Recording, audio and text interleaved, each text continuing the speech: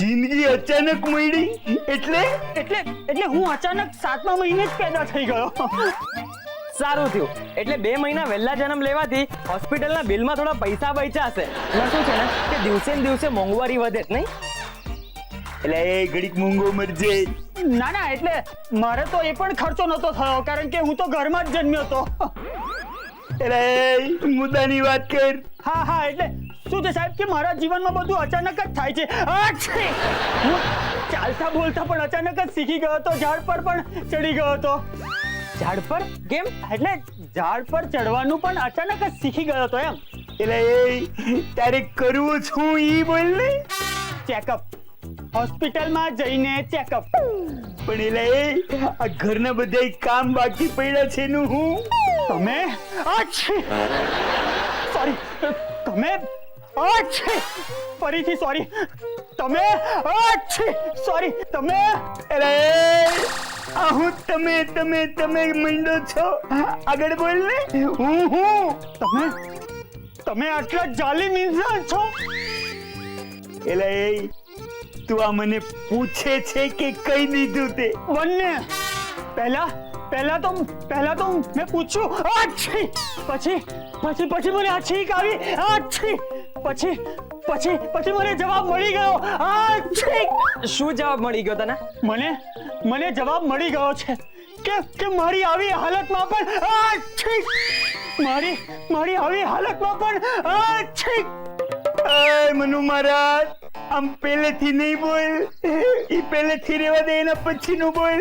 નહીતર પહેલાનું બોલીશ એટલે પછી છીકું આવશે. તમે કેવા ઇન્સાન છો?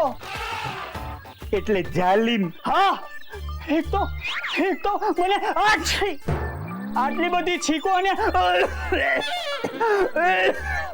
આટલી બધી ઉધરસ આવી રહી છે ને દવાખાને લઈ જવાની જગ્યાએ તમે તમારા ઘરના કામ કરાવો છો મારી પાસે.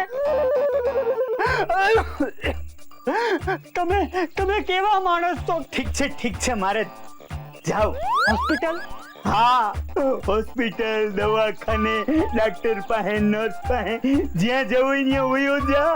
થેન્ક યુ સાહેબ, થેન્ક યુ.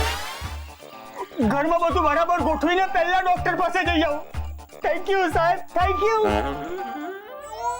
પપ્પા, મને એવું લાગે છે કે આપણને ઉલ્લુ બનાવી રહ્યો છે. નાના વાંદરા, ઉલ્લુ બુલ્લુ નથી બનાવતો. ઈ મારો હારો હાચે માંદલીનો થઈ ગયો છે અને આપણે એને જવાની જો રજા ન આપત ને તો એના ડોક્ટરનું અને એની હોસ્પિટલનું બિલ આપણી માથે આવી જાત. વાહ પપ્પા વાહ, શું વાત છે ને. મારી સાથે રહીને તમે પૈસા બચાવતા શીખી ગયા. એમ હવે મારો વારો. વાહ સંદીપડા વાહ. મારે તો જવાનો છે રજા લઈને, એટલે ઘરના બધા કામ છે ને હવે આપણે બાપ દીકરા મળીને કરવાના છે. આપણે બંને પછી હવે આપણે બધું શેર કરી લેવું. તું છે ને બધા વાસણ ઉટકી નાખજે અને હું બધું ચેક કરી લઈશ કે વાસણ બરોબર ઉટકાણા કે નહીં. પછી તું આ ખાઈ ઘરમાં હંજવારી પોતા કરી નાખજે.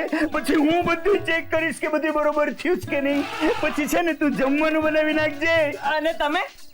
આટલું બધું ચેક કરીને હું થાકી ગયો એટલે તે બનાવેલું જમવાનું જમીને હું આરામ ન કરું.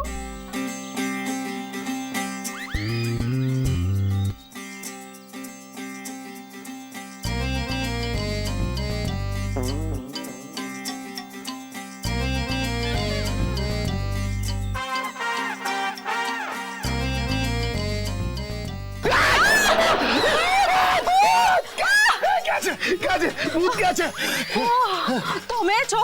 હું તો ડરી જ ગઈ. વિદ્યા, એટલે હું તને ભૂત જેવો દેખાઉં છું? ના, આ તો તમારો ચહેરો દેખાયો નહીં ને પેલા એટલે. અને મેં સાંભળ્યું છે કે ભૂતના ચહેરા ન હોય. અરે ના, હવે આ ગાંડી આ સાડીઓમાં ગૂંચવાઈ ગયો તો. એમ? હા તો શું છે કે પેલા મેં તમને ક્યારેય સાડીમાં જોયા નહોતા ને એટલે. બાકી સરસ લાગો છો. સરસ. વિદ્યા, આ સાડી મેં પહેરી નથી. આ છે ને મેં વીંટી છે, ઉચકી છે, સમજી? હા, પણ પહેરી હોય એ રીતે ઉચકી છે. હે એ વિદ્યા, મને આ એક વાત છે ને જરાય સમજાતી નથી કે તમારા લોકોની આ સાડીઓ આટલી બધી લાંબી શું કામ હોય છે? એનીવેઝ તે બધી જે સાડીઓ મને આપી હતી ને એ બધી મેં ધોઈ નાખી છે. હા વાહ ચલો આ બહુ મોટું મહત્વનું કામ થઈ ગયું વેરી ગુડ